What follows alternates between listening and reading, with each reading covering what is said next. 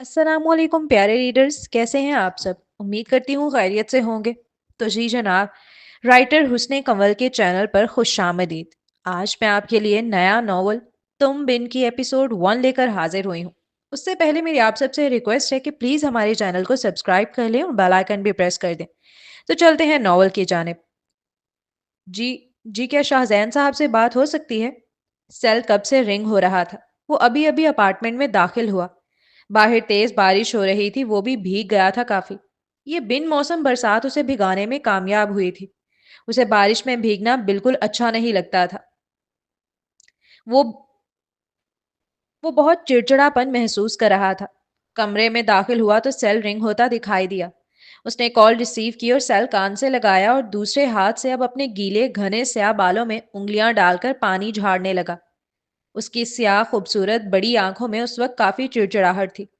Call receive करते ही दूसरी जानिब से एक लरजती और मध्यम सी मीठी और मासूमाना आवाज उसके कानों की समाज से टकराई। वो एक नुस्वानी आवाज थी। जी कर रहा हूँ, बोले। मैं मासूमा खान बात कर रही हूँ, गांव से। वो लड़की तेजी से बोली। वो बात करते वक्त अपने चेहरे पर आने वाले बालों को कान के पीछे कर रही थी, जिसके सबब कलाई में मौजूद चूड़ियों की खनक पैदा हुई, जो शाहजैन सुन सकता था। सॉरी, मैंने पहचाना नहीं, कौन मासूमा? अब वो एक हाथ कमर पर टिकाकर उलझकर पूछने लगा। मैं आपकी दादी की मुलाजमा हूँ। आपको ये बताने के लिए फ़ोन किया है कि उनकी तबीयत बहुत ख़राब है। मैं उन्हें हॉस्पिटल लेकर आई हूँ। मैंने उनके दोनों बेटों को कॉल की है जो इस्लामाबाद में रहते हैं, मगर किसी ने भी मेरा फ़ोन नहीं उठाया। अम्मा वैसे भी फ़ोन करती रहती हैं, कोई उठाता ही नहीं है। मैं बहुत परेशानी के आलम में आपको फ़ोन कर रही हूँ। इस वक्त मेरे पास पैसे नहीं हैं और अम्मा बार बार आपका नाम ले रही हैं। मुझे आपका नंबर उनकी पुरानी डायरी में से मिला। क्या आप यहाँ पर आ सकते हैं? मैं कैसे? वो बेधड़क बोलने लगा था कि वो अमेरिका में रह रहा है, ना कि पाकिस्तान में, कि फौरन चला है। लेकिन फिर बोलते बोलते रुका। ठीक है, मैं आता हूँ और वहां डॉक्टर से मेरी बात करा दो। पेमेंट वगैरह मैं यहीं से करवा दूंगा। शाहजैन के कहते ही वो लड़की फौरन ही इस बात में सर हिलाती डॉक्टर के पास अपना मोबाइल लेकर गई। अब चलते हैं अगले सीन की जानिब। कहाँ हो यार? ऑफिस क्यों नहीं आए? तबीयत तो ठीक है ना तुम्हारी? आज तो हमारी डेविड से डील भी थी। मैं तो बड़ी जल्दी आया था तैयार होकर, लेकिन यहाँ ऑफिस आकर तुम्हारी सेक्रेटरी से पता चला कि तुमने कैंसिल कर दी है। आसिम फिक्रमंद लहजे में इस्तफसार करने लगा। कल पाकिस्तान से कॉल आई थी, इसलिए पाकिस्तान जा रहा हूँ कुछ दिनों के लिए। अर्जेंट है, दादी की तबीयत ज्यादा खराब है। ओ, दादी की तबीयत खराब है, अल्लाह उन्हें सेहत दे। मैं भी यही सोचूं, भला ऐसा कौन माइका लाल पैदा हो गया जिसने शाहजैन अबरार अहमद को उसके काम से दूर कर दिया। आसिम अपनी हैरत जाहिर किए बगैर रह नहीं सका था। कोई ज़रूरी बात नहीं है तो मैं कॉल रखता हूँ। हाँ, वो अपनी बात कहते ही दूसरी जानिब से आसिम को बोलने का मौका दिए बगैर ही उसने कॉल डिस्कनेक्ट कर दी थी, जबकि मुकाबिल मुंह खोल चुका था बोलने के लिए। कॉल काट दी मेरे मुंह पर 434 बार। हद हो गई यार, ये बंदा कभी ठीक तरह बात क्यों नहीं करता पूरी। आसिम निहायत जज्बज होकर अपना सेल सामने टेबल पर पटकते हुए कह रहा था। शाहजैन अबरार अहमद, वो सिर्फ काम की बात करना जानता है। फजूल बातें करना और सुनना उसे दोनों ही पसंद नहीं। अब अगला सीन। एरोप्लेन बादलों के समंदर में तैरता जा रहा था। नीचे कहीं जमीन दिखाई नहीं दे रही थी, सिर्फ सफेद रुई जैसे बादल जो कभी हल्के नीले आसमान से गले मिलते तो कभी सूरज की किरणों में सुनहरी चमक लिए लहराते। खिड़की के पार वो मंजर इतना पुरसकून था जैसे वक्त थम गया हो। वो शख्स गहरे ख्यालों में गुम आहिस्ता से खिड़की से टेक लगाए बैठा था। लंबे सफर के बाद आखिर वो अपनी जमीन, अपनी धरती, अपने वतन वापस जा रहा था। आंखों के सामने बादलों की लहरें थीं, मगर दिल में यादों के तूफान। हर गुजरता बादल उसे बचपन के किसी गोशे में ले जाता। कभी अपनी दादी के आंगन में, जहां वो नंगे पांव दौड़ता फिरता। कभी उनकी गोद में सर रखकर सो जाता, उनके हाथों से लुकमा खाता। दादी के चेहरे की वो झुर्रियां जिनमें मोहब्बत की रोशनी छुपी थी, जैसे उन बादलों के बीच फिर से जिंदा हो उठी हो। एरोप्लेन के इंजन की मध्यम आवाज और हवा के नरम झोंकों के बीच उसके दिल में अजीब सा सुकून और बेचैनी एक साथ पैदा हो रही थी। वतन की मिट्टी का एहसास उसे दूर से ही अपनी जानिब खींच रहा था। उसने एक गहरी सांस ली और रंजीदा सा मुस्कुराते हुए खिड़की के पार देखा। मैं वापस आ रहा हूँ दादी जान, बस थोड़ा सा इंतजार कर लें मेरा। अब अगला सीन। शाहजैन को बुला दो मासूमा, क्या तुमने उससे अभी तक राब्ता नहीं किया? मोहतरमा शहला मासूमा के सहारे से उठते हुए अपनी थकन भरी आवाज में पूछ रही थी। वो लेटे लेटे भी थक चुकी थी अब। उन्हें कहाँ आदत थी इतना लेटने की। वो तो बड़ी चाको चबंद औरत थी, घर के सारे काम अपने हाथों से खुद कर लेने वाली। मासूमा को भी जब तक ज्यादा जरूरत ना हो, वो ना पड़ती, वो आवाज ना देती। अब यूं बीमारी ने अचानक आके घेरा के बिस्तर से लगा दिया। 4-5 माह हो चुके थे उन्हें बीमारी से लड़ते लड़ते। क्या अब उन्हें अपना आखिरी वक्त करीब नजर आ रहा था? मैंने किया है अम्मा, उन्होंने कहा है वो आ रहे हैं। वो उन्हें बेड से टेक लगाकर बिठाने के बाद जग से पानी ग्लास में उंडेलती हुई नरमी से बता रही थी। मेरी बीमारी का बताया उसे? क्या कहता है, कब तक आएगा? उनके लहजे में उतावलापन था। हाँ बता दिया अम्मा, डॉक्टर साहब से भी बात की है उन्होंने। मुझे यकीन है वो जल्दी आ जाएंगे। नहीं, पता चला वो भी मेरे बेटों की तरह अहमियत ना दे रहा हो। तुम एक बार और कॉल करो इसे और दोबारा बताओ कि मैं बहुत बीमार हूँ, वक्त नहीं है मेरे पास ज्यादा।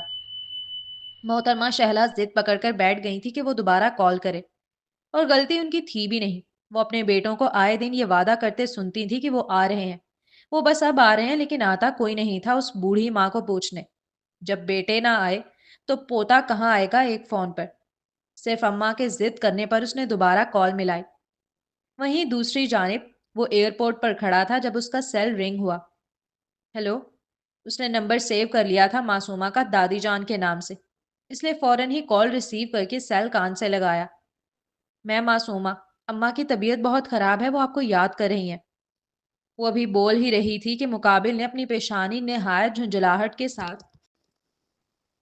एक्सक्यूज मी, मैंने आपसे कल ही कह दिया था कि मैं आ रहा हूँ। आपको दोबारा कॉल करके याद दिलाने की जरूरत नहीं है। उसने सख्ती से कहते ही मासूमा के मुंह पर कॉल डिस्कनेक्ट कर दी थी। उसके नजदीक वो मुलाजमा उसे लापरवाह समझ रही थी उसकी दादी के हवाले से, जबकि वो निहायत जिम्मेदार शख्स था। उसे नहीं पसंद कोई बार बार फोन करके एक ही बात करे। क्या कहा उसने, कितनी देर में आ रहा है वो? अम्मा निहायत पुरुमीद निगाहों से उसे तकते हुए इस्तफसार करने लगी। बस आ रहे हैं। मासूमा को यही लगा कि वो नहीं आ रहा, और गुस्से से इसलिए बात कर रहा है क्योंकि वो बार बार फोन कर रही है उसे। बेटे नहीं आ रहे माँ को देखने, पोता कहाँ से आ जाएगा? मुझे फोन करना ही नहीं चाहिए था, वो जेरे लब अब कुड़ते हुए कह रही थी। अब चलते हैं अगले सीन की जानिब। वो अम्मा की दवाइयां लेने के लिए अभी जल्दबाजी में कमरे से बाहर निकल ही रही थी, जब दरवाजे पर एक हसीन लड़के से टकराते टकराते बची। वो अंदर की जानिब आ रहा था और मासूमा बाहर की जानिब जाना चाहती थी। दोनों ही टकराव से बचने के लिए लम्हा भर के लिए ठहरे, क्योंकि वो दोनों ही अचानक आमने सामने हुए थे, इसलिए एक दूसरे का चेहरा देखने लगे। दादो अंदर है। वो भूरी आंखों वाली कमसिन लड़की निहायत तमीज और वकार से लाल दुपट्टा सर पर ओढ़े खामोशी से उसे देख रही थी। उसकी आंखों में एक अजीब सी चमक थी, जैसे तारीफ के रंग उनमें घुल गए हों। और भला उसकी भूरी आंखों में सताइश क्यों करना आती? वो लड़का था ही इतना हसीन। दूधियाई रंगत पर गुलाबी आहट लिए होंठ, सीधी और नफीस नाक, घने स्याह बाल जो पिछली समत हल्के से उठे हुए थे, जैसे हवा ने खुद उन्हें तरतीब दी हो। मगर सबसे दिलकश, सबसे दिल मोह लेने वाली चीज थी उसकी जबड़े की वो तेज लकीर, जॉ लाइन, इतनी वाज़ेह, इतनी नफीस, जैसे किसी माहिर ने तलवार की धार पर तराशी हो। उस पर उसकी खूबसूरत सुराहीदार सफेद गर्दन, वाइट शर्ट पर ब्लैक पेंट जेबतन किए, वो वल्लाह क्यामत ही था। मासूमा अपनी वालदा के इंतकाल के बाद काफी छोटी उम्र से अम्मा के पास थी। उसने अम्मा के बाकी पोतों को देख रखा था, मगर उनमें से कोई भी इतना खूबसूरत नहीं था जितना वो सामने खड़ा नौजवान था। वो अम्मा का सबसे बड़ा पोता था, जिसे वो जिंदगी में आज पहली बार मिल रही थी। हाँ, सुना बहुत था उसके बारे में अम्मा से। अम्मा के लबों पर अक्सर उसका नाम रहता था। वो बड़ा तारीफ करती थी कि उनका पोता बड़ा हसीन और जमील है। तब वो समझती थी कि वो अपनी मोहब्बत में ऐसा करती हैं। होगा तो वो देखने में नॉर्मल ही, जैसे बाकी सब हैं। मगर वो वाकई इस काबिल था कि उसकी तारीफ की जाए। इस बात का इकरार उस लम्हे उसकी निगाहें भरपूर कर रही थीं, जो उस पर जमने के बाद लौटना भूल बैठी थी। वो जवाब नहीं दे रही थी तो उसने खुद ही अंदर झांक कर देखा। अपनी दादी उसे बेड पर लेटी नजर आई थी। रास्ता छोड़ें, बेतासुर लहजे में कहा, जिसे सुनते ही वो लड़की बौखला कर फौरन नजर झुकाकर उसके रास्ते से हटी। अब वो अपनी दादी से मिलने के लिए आगे बढ़ा था। दादो जान, उसकी आवाज सुनते ही वो बूढ़ी खातून, जैसे लग रहा था अब चली के तब चली, उनमें जैसे ताजा रूह होंक गई हो। वो फौरन उठकर बैठने लगी। मेरा पोता, मेरा शहजैन, शाहजैन, तू आ गया? उनके लहजे में बड़ी मुसर्रत थी। बड़ी मोहब्बत। उनके पास आकर वो सर झुकाने लगा। इरादा यही था कि पहले सर पर शफकत और मोहब्बत भरी थपकी लेगा, फिर उनका हाथ पकड़कर चूमेगा। मगर दादो ने बड़े प्यार से उसके चेहरे को हाथों के प्याले में ले लिया और पेशानी चूमी। दादो के यूं पेशानी चूमने पर वो मुस्कुराया। दादो के अलावा उसे याद नहीं पड़ता कभी किसी ने उसकी पेशानी चूमी हो। वो आज भी उसे बच्चों की तरह ट्रीट करती मालूम हुई, जबकि 26 साल खूबरू नौजवान था वो। मासूमा, तू कहाँ चली गई थी? मेरा पोता कब का आया हुआ है, कुछ खिला पिला, भूखा है बेचारा। मासूमा दवाइयां लेकर लौटी तो अम्मा उसे देख फौरन बोली, ठीक है, मैं घर से कुछ बना के ले आती हूँ। नहीं, एक काम कर, इसे घर ही ले जा अपने साथ। बहुत लंबा सफर करके आया है, थक गया होगा, आराम कर लेगा थोड़ा। अम्मा को अपने पोते की थकन का बड़ा एहसास था। शाहजैन ने इस पर हल्का सा एहतजाज किया, मगर सच यही था कि वो बहुत थका हुआ था। उसे जरूरत थी फ्रेशअप की। नर्स को अम्मा की ड्यूटी पर बिठाकर मासूमा उसे लेकर अब अस्पताल से निकली थी। तुम आगे बैठो। मासूमा ने टैक्सी रोकी और पैसेंजर सीट का डोर खोला। उसके डोर खोलते ही शाहजैन टैक्सी के अंदर बैठ गया था, जैसे उसी के लिए खोला गया हो, जबकि मासूमा ने वो अपने लिए खोला था। फिलहाल उसने इस बात को अहमियत ना दी और बैठने लगी, मगर अगले ही पल उस अंदर बैठे शख्स ने फौरन कड़क लहजे में कहा, अच्छा, अम्मा हमेशा उसे अपनी बेटी की तरह रखती थी। कभी उसे मालकिन की तरह ट्रीट ना किया, ना ही कभी टैक्सी वाले के बराबर में बिठा कर लाई। तो उसे अजीब लगा था, अजीब से कहीं ज्यादा बुरा। मगर वो लब काटते हुए आगे बैठ गई। पूरे रास्ते उसने शाहजैन से कोई बात ना की। उसके गाल बुरी तरह जल रहे थे। वो चेहरा बिल्कुल झुकाकर बैठी हुई थी, क्योंकि इर्द गिर्द के गुजरते लोग उसे ही देख रहे थे। अजीब जो लग रहा था कि पीछे लड़का बैठा है और आगे टैक्सी ड्राइवर के साथ एक लड़की। अगर अम्मा ने उसे शुरू से मुलाजमीन की तरह रखा होता तो शायद उसे इतना महसूस ना होता। मगर चूंकि ये पहली बार था, इसलिए उसे रोना आ रहा था। वो 16 साल कमसीन और हसास लड़की थी। वैसे तो वो रोज का ही एक चक्कर लगाती थी घर से अस्पताल का, जो मुल्तान के शहर में वाक़ था। मगर कभी इस तवालत का उसे एहसास ना हुआ जितना आज हो रहा था। आपके लिए खाने में क्या बनाऊं? वो पुरानी हवेली थी। बचपन गुजरा था उसका वहां। उसे बताने की जरूरत नहीं थी कि कौन सा कमरा कहाँ है। वो राहदारियों से गुजरते हुए अपने बचपन को याद करता सहन में आकर बैठ गया था। मासूमा को चूंकि उसके लिए खाना बनाना था, इसलिए ना चाहते हुए भी वो उससे बात करने पर मजबूर हुई थी। कुछ भी, बस खाने के लायक हो। वो देख सकता था वो छोटी उम्र की लड़की है, कम उम्र, नहीव सी। उसके जहन में एक तहकीर आमेज ख्याल उसके हुलियों को देख अज खुद उभरा। ये जाहिल लड़की क्या जाने खाने बनाना। वो कहाँ उसके जौक तक पहुंच सकती थी जिस पर वो पला बड़ा था, जहां दस्तरखान पर स्टेक, ग्रिल्ड चिकन, पास्ता, चीज बर्गर, सैंडविच, मैश पोटैटोज और पैनकेक्स आम बात थे। ये लड़की तो शायद नमक मिर्च की मिकदार भी अंदाजे से डालती हो। उसके हाथों का खाना कहाँ उसके टेस्ट बर्ड्स को छू सकता था। वो दिल ही दिल में फैसला कर चुका था, यहाँ जायका नहीं मिलेगा, सिर्फ गुजारा चलाना पड़ेगा उसे। और ये सोचकर ही उसे उकताहट हो रही थी, जो उसके लहजे में भी उभर आई थी। वो लड़की कुछ नहीं बोली, बस आहिस्ता से नजरें झुकाई और बगैर कोई आवाज निकाले किचन की तरफ मुड़ गई। उसके कदम हल्के थे, मगर दिल बहुत भारी। चूल्हे के पास खड़ी होकर उसने बर्तन उठाया तो उंगलियां जरा सी कांप गईं। इसलिए नहीं कि खाना बनाना नहीं आता था, बल्कि इसलिए कि आज पहली बार किसी ने उसके हाथों के हुनर को नहीं, उसकी जात को कमतर समझा था। माना वो पढ़ी लिखी नहीं थी, लेकिन आंखें पढ़ने का हुनर बखूबी जानती थी। जिस हकारत से वो उसे देखकर अपनी बात कह रहा था, वो बड़ी चुभी थी उसके नन्हे से दिल को। इतना ऑयली, एक एक पराठे में इतना घी कौन लगाता है? वो खाना बनाकर लाई तो वो बाहर सहन में मौजूद नहीं था। शायद कमरे में चला गया हो, यही सोचकर उसने खाना अंदर खाने की मेज पर लगाया। फिर ऊपर कमरे में जाकर आवाज लगाई कि खाना लग गया है, आ जाओ। वो थोड़ी देर बाद नीचे आ गया था। खाना खाने बैठा तो पहले पराठे को देखकर ही उसने मुंह बसूरा। अम्मा ने बताया था आपको बहुत पसंद है असली घी के बेसन के पराठे। अम्मा के मुंह पर जिंदगी भर किसका जिक्र रहा? उनके बेटों और पोतों का। इसलिए वो जानती थी सबकी पसंद नापसंद के बारे में। वो बचपन में थे, जब मैं 13-14 साल का था। उसने मुंह बसूर कर तेजी से कहा, बंदा बनाने से पहले पूछ लेता है कितनी खट्टी चटनी हो रही है। इतनी इमली खाऊंगा तो क्या गला खराब नहीं हो जाएगा मेरा? अब वो खा कम रहा था और डांट ज्यादा रहा था। इमली नहीं डाली मैंने, टमाटर की अपनी खटास है ये। वो धीमे से मिनमिनाई, जिस पर मुकाबिल ने उसे तिरछी निगाह से घूरा, جیسے کہہ رہا ہو کہ تم جھوٹ بول رہی ہو۔ اس نے زیادہ سے زیادہ 5-6 لقمے لیے ہوں گے بس، پھر سارا کھانا چھوڑ کر چلا گیا جو وہ اتنی محنت سے بنا کر لائی تھی۔ اس نے آنکھوں میں امڑتی نمی کو ہتھیلی کی پشت سے پونچھا اور خود بیٹھ کر اس کا چھوڑا ہوا کھانا کھانے لگی۔ نہیں جانتی کیوں لیکن آنکھوں کے آگے بار بار اب وہ منظر آ رہا تھا جب اس نے پہلی بار روٹی پکائی تھی اور وہ جلی ہوئی بنی تھی جگہ جگہ سے۔ اس کے باوجود اماں کیسے اسے شاباشی دے کر کھا رہی تھیں۔ اب اگلا سین: دادو میرے ساتھ چلے امریکہ، میں یہاں زیادہ دن اور نہیں رک سکتا۔ 4 دن ہو گئے تھے اسے آئے ہوئے۔ اپنی دادی کے ساتھ وہ ہاسپٹل میں ہی رک رہا تھا رات بھر، اس لیے وہ ٹھیک طرح سو بھی نہیں پا رہا تھا۔ پھر کام کی فکر ہر وقت ستاتی۔ پتا نہیں اس کی سیکرٹری کیسے مینیج کر رہی ہوگی سب کچھ اکیلے۔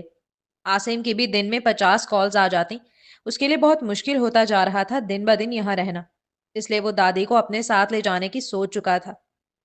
میرے پاس زیادہ وقت نہیں ہے، کیا تمہیں یہ بات ڈاکٹر نے نہیں بتائی؟ وہ ہولے سے گویا ہوئی۔ آنکھوں میں ایک عجیب سی بے قراری تھی ان کے، جیسے کوئی بے چینی لگی ہوئی ہو انہیں۔ اللہ سے اچھے کی امید رکھیں، ہم ساتھ چلتے ہیں وہاں امریکہ میں آپ کو بڑے سرجن کو دکھاؤں گا، اتنا کوئی مسئلہ نہیں ہے۔ وہ ان کا ہاتھ اپنے دونوں ہاتھوں میں تھامے مسکرا کر کہنے لگا، میں اپنا ملک چھوڑ کر نہیں جانا چاہتی کہیں، تو چلا جا۔ ایسا نہیں ہے ان کے لہجے میں کوئی شکوہ تھا یہ جملہ ادا کرتے ہوئے، وہ بہت مطمئن انداز میں کہہ رہی تھی۔ ان کے لیے یہی بہت اہمیت کی حامل اور خوشی کی بات تھی کہ وہ ملنے آیا، خیال بھی رکھ رہا ہے اور ہسپتال کے بل بھی بھر دیے۔ آپ کو چھوڑ کر کیسے چلا جاؤں؟ کیسی باتیں کرتی ہو دادو؟ چلو میرے ساتھ، میں آپ کو پورا امریکہ گھماؤں گا۔ وہ آنکھوں میں چمک لیے گویا ہوا۔ شہلا خاتون وہ چمک دیکھ سکتی تھی۔ وہ جانتی تھیں وہ دل بہلانے کے لیے سب نہیں بول رہا، وہ واقعی محبت کرتا ہے، وہ واقعی ساتھ لے جانا چاہ رہا ہے، مگر وہ اپنی زمین اور وطن کو بڑھاپے میں چھوڑ کر نہیں جانا چاہتی تھیں۔ وہ چاہتی تھیں کہ ان کی میت ان کے گھر سے ہی اٹھے اور انہیں ان کے مرحوم شوہر کے برابر میں ہی دفنایا جائے۔ وہ اپنی آخری خواہش کا اظہار شاہزین سے کر چکی تھی۔ مرنے کے لیے بے یار و مددگار کیسے چھوڑ جائے اپنی دادی کو؟ مگر مسئلہ یہ تھا، یہاں زیادہ دیر اور رک بھی نہیں سکتا، اس لیے ان کی خواہش کا احترام تھا دل میں، مگر ساتھ لے جانے کی ضد پھر بھی قائم تھی۔ پاکستان ہو یا امریکہ، دونوں ہی جگہوں پر اس کے بہت اچھے تعلقات تھے، اسی لیے وہ مطمئن تھا کہ اس بیماری کی حالت میں بھی وہ انہیں آرام سے امریکہ لے جا سکتا ہے اور وہاں ان کا بڑے ہسپتال میں اچھے سرجن سے علاج کروا سکتا ہے۔ بس ان کے رضامند ہونے کی دیر تھی۔ صوفے پر مت لیٹنا۔ وہ اپنی دادی سے بات کر ہی رہا تھا جب معصومہ نے آ کر سائڈ ٹیبل پر دوائیاں رکھی۔ اس نے دادی کو وی آئی پی کمرے میں شفٹ کروا دیا تھا۔ جیسے ہی وہ دوائیاں رکھ کر صوفے کی جانب بڑھی کہ تھوڑی کمر سیدھی کر لے، صبح سے بیٹھی ہوئی ہے، تو پیچھے سے فوراً اس نوجوان کی کڑک آواز آئی، جی؟ میں نے کہا صوفے پر مت لیٹنا تم، پھر اسمیل آتی ہے تمہارے تیل کی اس میں سے جو مجھ سے بالکل برداشت نہیں ہوتی۔ اس نوجوان نے اتنی بے رخی سے یہ جملہ ادا کیا تھا کہ وہ کچھ لمحوں کے لیے بالکل منجمد سی ہو گئی۔ اپنی شدید ذلت کا احساس ہوا اسے، اتنا کہ گال دہکتے معلوم ہو۔ مٹھی بھیج کر نظر جھکائے تیزی سے کمرے سے نکل گئی تھی وہ۔ شہلا خاتون دیکھ رہی تھی کہ ان کا پوتا کس لب و لہجے میں معصومہ سے بات کر رہا ہے، لیکن وہ ناراض نہ ہو جائے اس ڈر سے ایک لفظ نہ کہا اسے۔ پوری رات گزر گئی پھر وہ لڑکی کمرے میں نہ آئی۔ اب چلتے ہیں اگلے سین کی جانب۔ دادو پورا ہفتہ ہو گیا ہے، پلیز اپنی ضد چھوڑ دیں اور میرے ساتھ چلیں، میں مزید یہاں نہیں رک سکتا۔ شاہزین ان لوگوں میں سے تھا جس کا ایک ایک لمحہ قیمتی ہوتا ہے، اور وہ صرف اپنی دادی کی ایک کال پر سب کچھ چھوڑ چھاڑ کر آیا ہوا تھا۔ وہ ان کے بوڑھے اور کمزور ہاتھ کو اپنے رخسار پر لگائے بڑے پیار سے کہہ رہا تھا۔ اس لڑکے کے لہجے میں التجا بھی تھی اور بے بسی کی جھلک بھی۔ اگر میں تم سے اپنی خواہش کا اظہار کروں، آخری خواہش کا، تو کیا میرے بچے تم اسے پورا کرو گے؟ شہلا خاتون کے لہجے میں بڑی لچک تھی یہ سوال کرتے وقت، جیسے ڈر رہی ہوں کہ وہ سامنے سے انکار کر دے گا۔ دادو آپ بس حکم کریں، اگر درخت پر چڑھ کر کیریاں توڑ کر لانی پڑی نا تو بھی لے آؤں گا۔ وہ شرارت سے جواب دے ہوا، چل پاگل، اس حالت میں کیریاں کھاؤں گی میں بھلا؟ وہ اپنا سر جھٹکتے ہوئے کہنے لگی، مگر ساتھ ہی اس کی بات سن کر ان کے چہرے پر ایک بڑی سی پیاری سی مسکراہٹ رقصا ہو گئی تھی۔ لو، دل جوان ہونا چاہیے بس، سب کھا سکتی ہیں آپ، ابھی تھوڑے دن رک جائیں پھر دیکھیے گا، خود ہی بولیں گی، شاہزین میرا بڑا دل چاہ رہا ہے مجھے کیریاں لا کر دو۔ اللہ، میں نے کب بول دیا تم سے ایسا؟ کیوں؟ جب میں چھوٹا تھا تو کیا درختوں پہ چڑھوا کر کیریاں نہیں توڑواتی تھی آپ؟ اس کی آنکھوں میں ابھی بھی پرانی یادوں کا بسیرا تھا۔ وہ مسکرا کر کہنے لگا، یہ بڑھاپا بھی نا جیسے ساری خوبصورت یادوں کو کھا جاتا ہے، مجھے تو یاد ہی نہیں آ رہا۔ وہ تھوڑا اداس لہجے میں بولی، کوئی بات نہیں، مجھے یاد ہے سب، آپ میرے ساتھ چلیں، آرام سے بیٹھ کر آپ کو ساری پرانی باتیں یاد دلاؤں گا۔ وہ مطمئن لہجے میں کہہ کر ہلکا سا رنجیدہ ہوا، جیسے آنکھوں میں نمی بھر آئی ہو۔ مجھے یادوں سے کہیں زیادہ اس وقت کسی اور کی پرواہ ہے، تم اسے سنبھال لو، میں آرام سے مر سکوں گی۔ شہلا خاتون نے جب بھرائی آواز میں جملہ ادا کیا تو یکدم اس کا دماغ کھٹکا۔ کسے؟ کہیں نہ کہیں اسے اندازہ تھا وہ کس کی بات کر رہی ہیں۔ میری ماں سوما کو۔ اس کی ماں مرتے وقت اسے میرے پاس چھوڑ کر گئی تھی۔ اس کا کوئی نہیں ہے دنیا میں میرے سوا۔ اب میں بھی چلی جاؤں گی تو وہ کہاں جائے گی بچی؟ تم اسے اپنے نکاح میں لے لو اور اپنے ساتھ لے جاؤ۔ کھانا اچھا بناتی ہے وہ، گھر کے سارے کام آتے ہیں اسے، تمہاری دیکھ بھال بھی کر لے گی۔ وہ ایک دو لمحوں کے لیے بالکل خاموش ہو گیا، سمجھ نہیں آیا کس طرح منع کرے۔ ڈائریکٹ منع کرنا بھی اچھا نہیں لگ رہا تھا، لیکن ان کی خواہش کو پورا بھی تو نہیں کر سکتا تھا۔ دادو میری گرل فرینڈ ہے، میں اسے محبت کرتا ہوں، وہ بھی مجھ سے بہت محبت کرتی ہے اور ہم جلد شادی کرنے والے ہیں۔ آپ میرے ساتھ چلیں گی نا تو میں ملاؤں گا امریکہ میں آپ کو اس سے، آپ کو بھی وہ بہت پسند آئے گی۔ بیٹا یتیم بچی ہے، میرے مرنے کے بعد کہاں جائے گی؟ وہ ایک دم روتے ہوئے بولی۔ ان کی آواز میں بھاری پن از خود ہی آ گیا تھا، چونکہ سوچ سوچ کے ان کی جان ہلکان ہو رہی تھی کہ کل کو ان کی آنکھیں بند ہو گئیں تو معصومہ کا کیا بنے گا؟ وہ جوان بچی کہاں جائے گی؟ میں اسے اسلام آباد بھیج دیتا ہوں امی کے پاس، امی کو ویسے بھی اچھے اور وفادار نوکروں کی ضرورت رہتی ہے، تو آرام سے رہے گی وہاں سرونٹ کوارٹر میں۔ وہ جیسے ان کی مشکل کا حل پیش کر رہا تھا۔ نہیں، میں اسے شہر نہیں بھیجوں گی اکیلے، لڑکی ذات ہے وہ، پھر 16 سال کی بچی ہے، صرف امانت ہے میرے پاس، میں اسے تحفظ میں چھوڑ کر جانا چاہتی ہوں، ایک ایسے شخص کے جس پہ میں بھروسہ کرتی ہوں کہ وہ میری بچی کو بڑی حفاظت سے رکھے گا، اس کے ساتھ کچھ غلط نہیں ہونے دے گا۔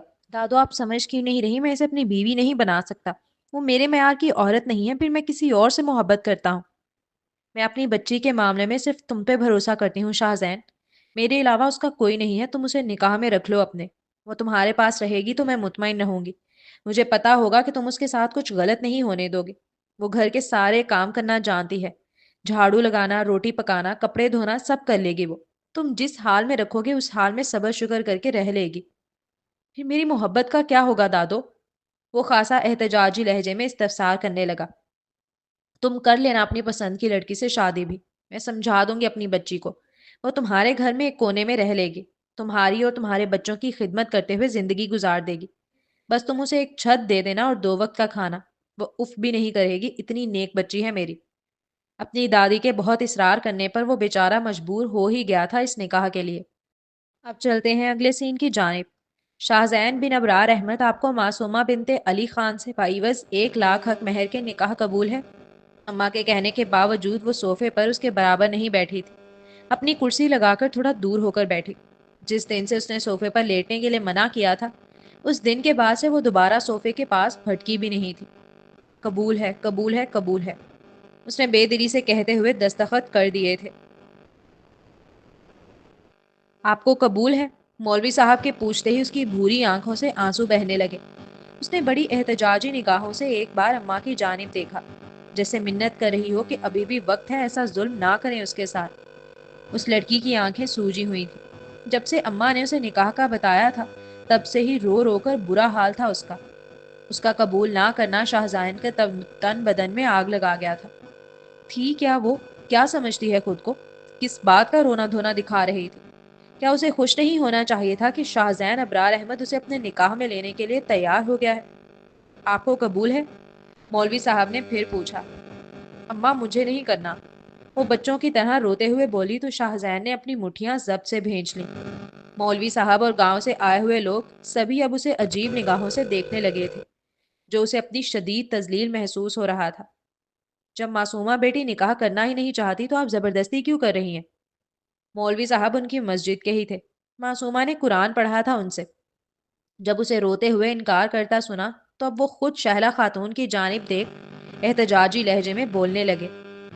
ارے کوئی زبردستی نہیں کر رہی میں اس کے ساتھ، بچی ہے میری، ڈر گئی ہے، چھوٹی ہے نا۔ معصومہ کیا سمجھایا تھا میں نے تمہیں رات کو؟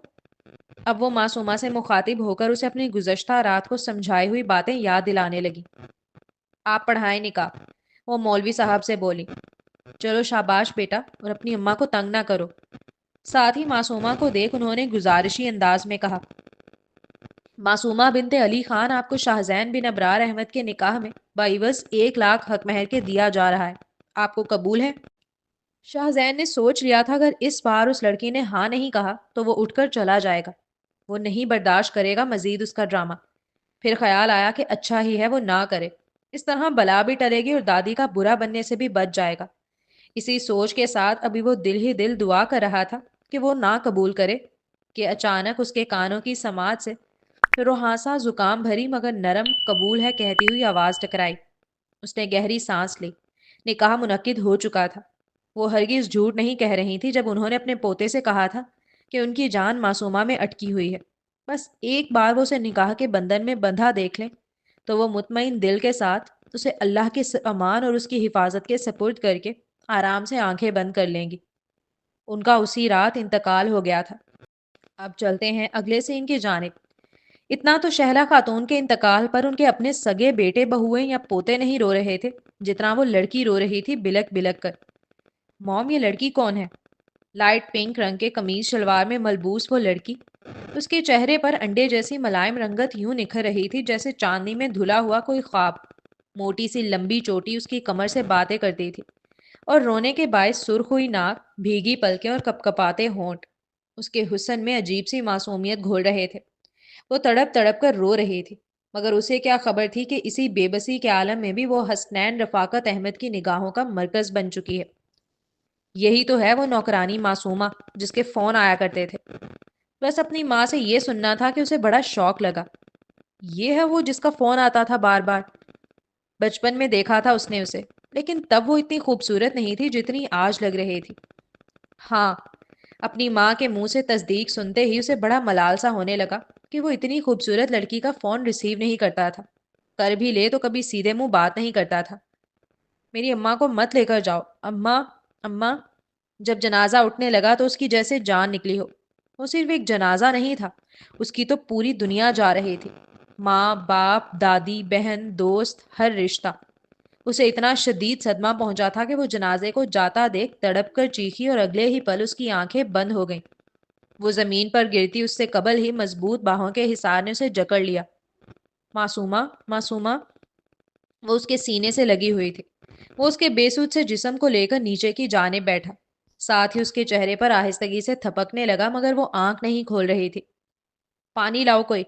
وہ تیزی سے پانی منگانے لگا۔ ارے ناٹک کر رہی ہے، چھوڑ دو اسے۔ بجائے پانی لانے کے اس کی چاچی کان میں آہستگی سے سرگوشی کرنے لگی۔ ایک لمحے کے لیے اس نے اپنی چاچی کو دیکھا اور اگلے پل اپنے سینے سے لگی اس سفید نازک سی گڑیا کو۔ آپ پانی لا دیں، اس نے پھر کہا اور اس بار آواز میں روب تھا۔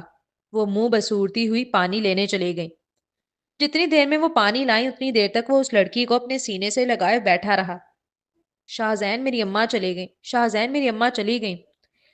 پانی کا چھڑکاؤ کرتے ہی وہ لڑکی ہوش میں آئی اور بس ہوش میں آنا تھا کہ وہ اسی کے سینے سے لگ کر زور زور سے رونے لگی۔ یہ لڑکی کچھ زیادہ نہیں چپک رہی شاہزین سے؟ سمین بیگم شاہزین کی والدہ کے کان میں آہستگی سے کہہ رہی تھی۔ شاہزین ہٹو، میں دیکھتی ہوں اسے، تم جاؤ، جنازہ جا رہا ہے۔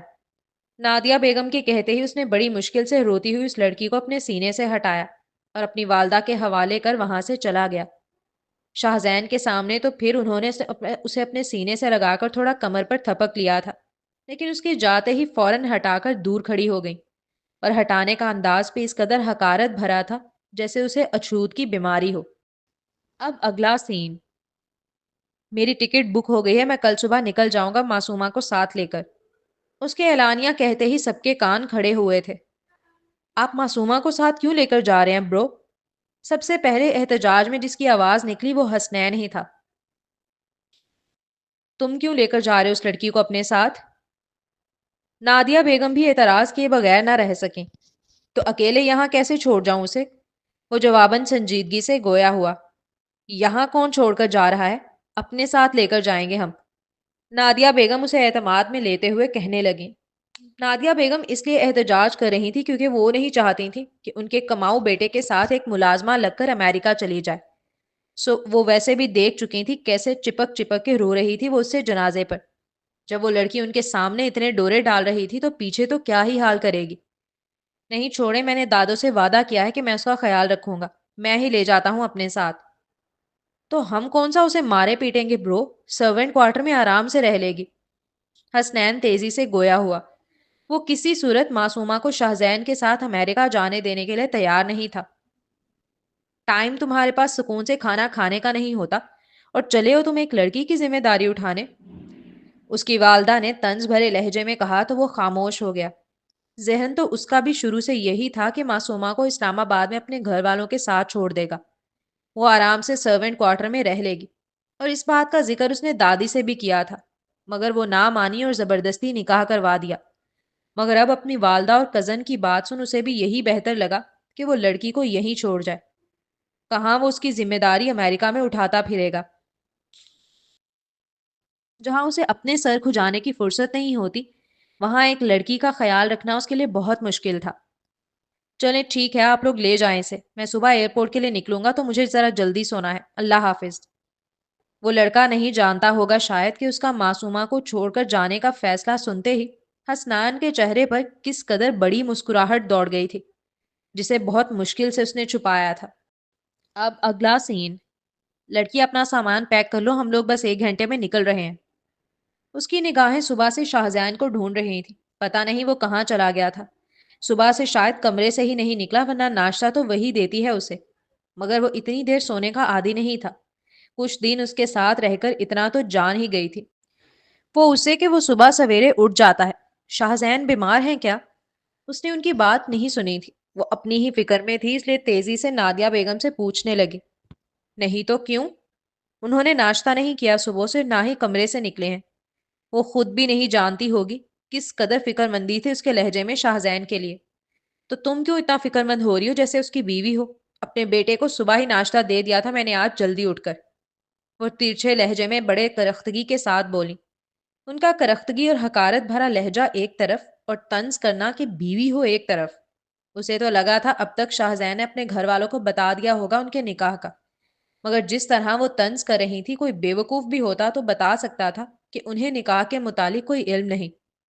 تم اپنا سامان پیک کرو، ہم اسلام آباد کے لیے نکل رہے ہیں، نادیہ بیگم کہہ کر اب وہاں سے چلی گئی تھی، جبکہ وہ کتنی ہی دیر وہاں گمسم سی کھڑی رہی۔ شاہزین نے اب تک نکاح کا کیوں نہیں بتایا تھا اپنے گھر والوں کو؟ وہ اپنا سامان پیک کر چکی تھی، سب جانے کے لیے تیار کھڑے تھے۔ شاہزین کہاں ہے؟ وہ نہیں جا رہے ہمارے ساتھ اسلام آباد؟ وہ بار بار پیچھے کی جانب پلٹ کر دیکھ رہی تھی، یہاں تک کہ اس نے دیکھا کہ حویلی کا تالا لگا دیا گیا ہے۔ اب اس کی بے چینی اس قدر بڑھ گئی کہ اس سے رہا نہیں گیا، اور اس نے فوراً ہی تیزی سے آگے بڑھ کر حسنین جو وہیں کھڑا موبائل چلا رہا تھا اس سے پریشان لہجے میں استفسار کیا۔ برو، ان کی تو صبح 7 بجے کی فلائٹ تھی، وہ تو چلے گئے۔ 4 دن سے وہ اس حویلی میں رہ رہے تھے، اور یہ پہلی بار تھا جب وہ لڑکی خود سے آ کر اس سے بات کر رہی ہو۔ اس نوجوان کے چہرے پر بڑی سی مسکراہٹ آ گئی تھی۔ وہ فوراً بتانے لگا۔ چلے گئے؟ کہاں؟ اس کا دل زور زور سے دھڑک رہا تھا، ہاتھ پاؤں کپ کپاہٹ کا شکار ہوئے۔ وہ ڈر گئی تھی یہ سنتے ہی کہ وہ چلا گیا ہے امریکہ۔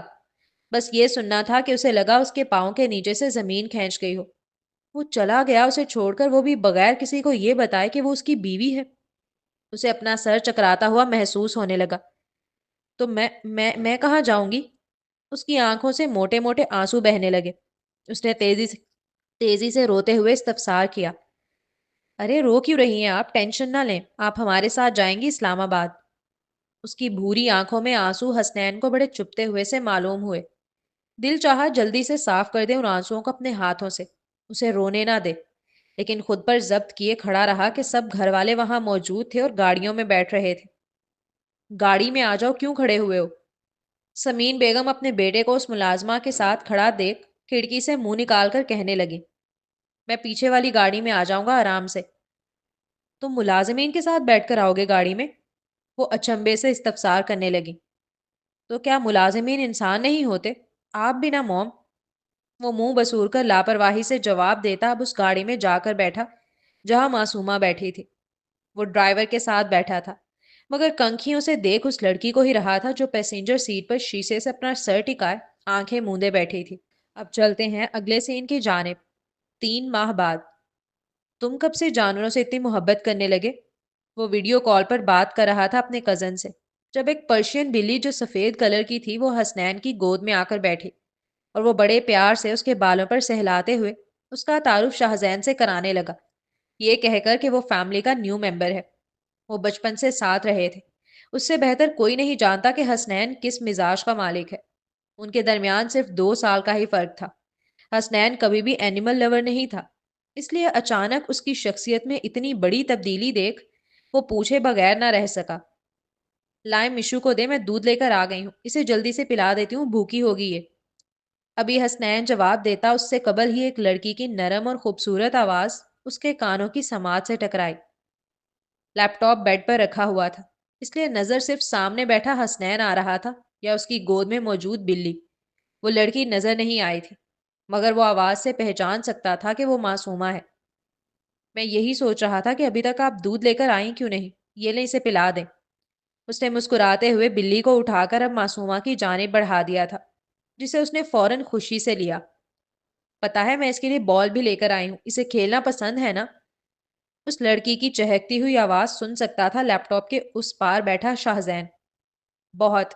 رات میں آپ سونے چلی گئی تھی ورنہ میں آپ کو دکھاتا کیسے کھیل رہی تھی یہ بال سے۔ اچھا، اصل میں بہت تھک گئی تھی نا اس لیے سونے چلی گئی تھی، مگر آج میں جلدی کام ختم کر لوں گی، تو پھر کیا آپ مجھے مشو کو دیں گے گارڈن میں کھیلنے کے لیے؟ اس لڑکی نے ڈرتے ہوئے لچکدار لہجے میں استفسار کیا، اور وہ معصوم کب جانتی تھی کہ لیپ ٹاپ کے اس پار بیٹھا لڑکا اس کی ساری باتیں سن رہا ہے۔ بالکل، نیکی اور پوچھ پوچھ والا معاملہ تھا، وہ بخوشی تیزی سے بولا۔ ٹھیک ہے، تو پھر میں 9 بجے آ جاؤں گی اسے لینے۔ جیسے ہی اس لڑکی نے یہ جملہ ادا کیا، ویسے ہی حسنین کے چہرے پر ایک پیاری سی مسکراہٹ رقصہ ہوئی، جسے وہ لیپ ٹاپ کی اسکرین پر بیٹھا لڑکا دیکھ سکتا تھا۔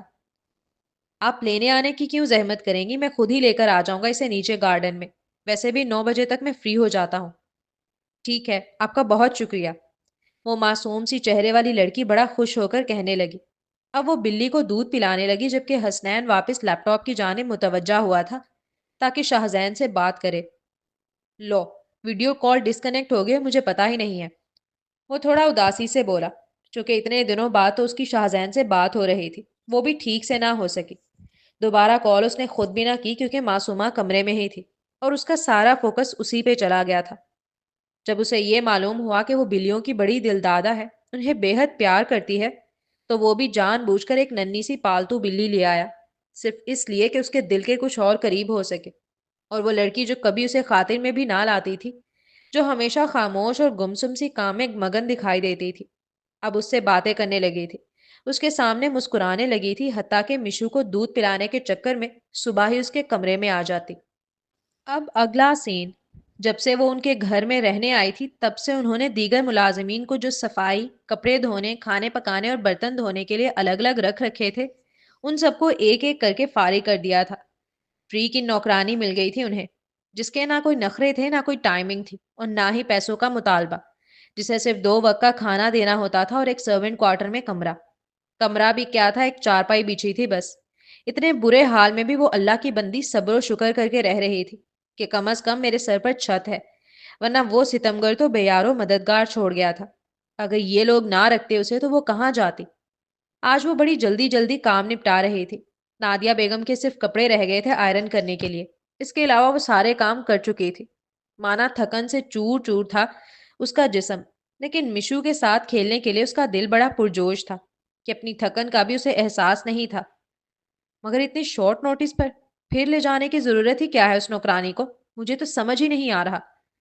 وہ کپڑے آئرن کر رہی تھی، ساتھ ساتھ نادیہ بیگم کی آوازیں بھی اس کے کان میں پڑ رہی تھیں، جس سے اسے محسوس ہو رہا تھا کہ بات اسی کے متعلق چل رہی ہے۔ ایسے کیسے تمہارے باس نے بول دیا؟ اس سے بولو مجھ سے بات کرے، میں نہیں بھیجنے والی۔ کیا مطلب تمہیں نہیں پتا؟ وہ مسلسل لڑ رہی تھی اور معصومہ سمجھنے سے قاصر تھی کہ آخر وہ کس سے لڑ رہی ہیں اور کیوں، کون لینے آ رہا ہے اسے۔ باہر جاؤ تم۔ ابھی وہ بات کر ہی رہی تھی کہ ان کی آئینے کے عکس پہ نظر پڑی، جہاں وہ لڑکی کپڑے استری بہت آہستگی کے ساتھ کر رہی تھی۔ ظاہر سی بات ہے اس کے کان جب ان کی طرف لگے ہوئے تھے تو اس کا ہاتھ از خود ہی سلو ہو گیا تھا۔ یہ دیکھ وہ فوراً ہی اس کی جانب پلٹ کر غصے سے حاکمانہ انداز میں بولی۔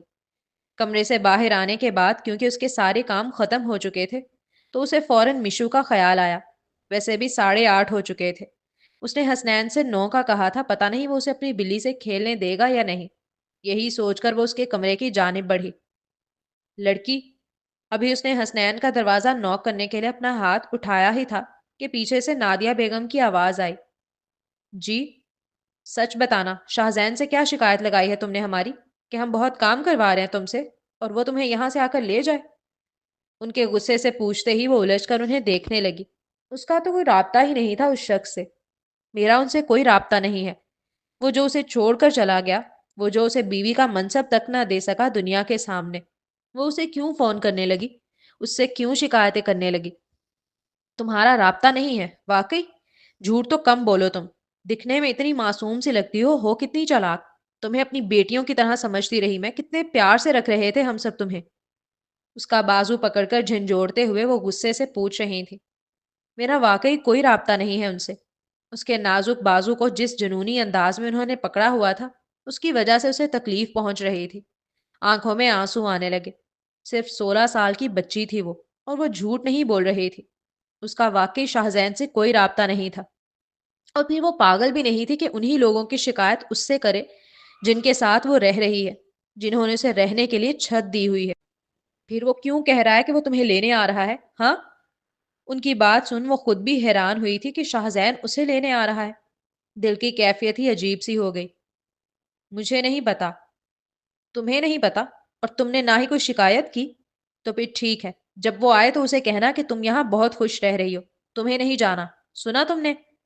انہوں نے آنکھیں دکھا کر اس کے بازو کو جنونی انداز میں جھنجھوڑتے ہوئے اپنا حکم صادر کیا تھا کہ وہ صاف منع کرے گی جب وہ آئے گا لینے۔ سنا؟ انہوں نے مزید اس کا بازو جھنجھوڑا جس پر بیچاری کی کراہ نکلی تھی۔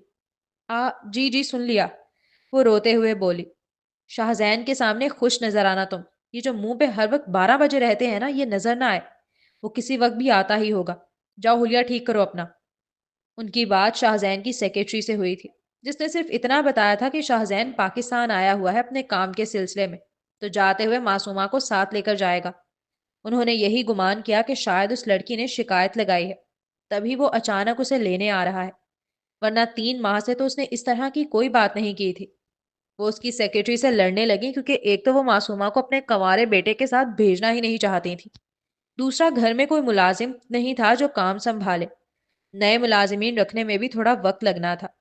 اتنے دن گھر کے کام کون کرے گا؟ اب اگلا سین۔ یہ فضا جو اسے چھو رہی تھی، دراصل اس کے لمس میں بے چینی گھل چکی تھی۔ وہ ابھی راستے میں تھا اور وہ گمسم سی لڑکی کمرے میں آ کر آئینے کے سامنے کھڑی بال سنوار رہی تھی۔ دل میں سوالوں کی ایک لہر تھی جس کا کوئی کنارہ نظر نہیں آ رہا تھا۔ وہ سمجھ نہیں پا رہی تھی کہ وہ اچانک کیوں لینے آ رہا ہے۔ اب وہ جائے گی کیسے؟ نادیہ بیگم وہ تو اسے جانے نہیں دیں گی، اور کمال یہ کہ انکار بھی اسی کے اپنے منہ سے کہلوایا جا رہا تھا، جیسے فیصلے کہیں اور ہو چکے ہوں اور وہ صرف خاموشی سے ان کے بوجھ تلے دبتی جا رہی ہو۔ شاہزین آ رہا ہے یوں اچانک؟ خیریت؟ ابرار صاحب کو کافی حیرت ہوئی تھی اس کے اچانک آنے کا سن کر، اور نہ صرف انہیں، باقیوں کا بھی یہی حال تھا۔ ہاں خیریت ہے، کہہ رہا ہے پاکستان میں ہی تھا کام کے سلسلے میں، واپسی پر معصومہ کو لے کر جائے گا، صرف اس لیے یہاں آ رہا ہے۔ نادیہ بیگم کی بات سنتے ہی جیسے پوری ٹیبل پر ایک ہلچل سی مچی، جبکہ حسنین کو جیسے دھچکا لگ گیا ہو۔ صبح ہی تو اس کی بات ہوئی تھی شاہزین سے، اس نے تو نہیں بتایا کہ وہ پاکستان میں ہے۔ تم نے کوئی شکایت لگائی ہے شاہزین سے؟ سمین بیگم نے نادیہ بیگم کی بات سنتے ہی سب سے پہلے پلٹ کر معصومہ کو گھوری سے نوازتے ہوئے استفسار کیا۔ ابھی وہ جواب دیتی اس سے قبل ہی مین دروازہ کھلنے کی آواز سب کے کانوں کی سماعت سے ٹکرائی۔ لگتا ہے شاہزین آ گیا۔ ابرار صاحب کے چہرے پر مسکراہٹ بکھری۔ وہ بڑا خوش ہو کر کہتے ہوئے اپنی جگہ سے اٹھ کر باہر کی جانب جانے لگے۔ ان کے پیچھے پیچھے سب گئے تھے، جبکہ سمین بیگم نے نادیہ بیگم کے کان میں کچھ کہا تھا۔ وہ دونوں عورتیں کچھ دیر کھڑے ہو کر کانا پھوسی کرتی رہیں، اور پھر دونوں نے ایک ساتھ پلٹ کر اس کی جانب وارننگ آمیز نظروں سے دیکھا، جیسے کہہ رہی ہوں تمہیں پتا ہے نا تمہیں کرنا کیا ہے، تمہیں منع کرنا ہے۔ آپ معصومہ کو بلا دیں، مجھے بس نکلنا ہے، میری فلائٹ ہے۔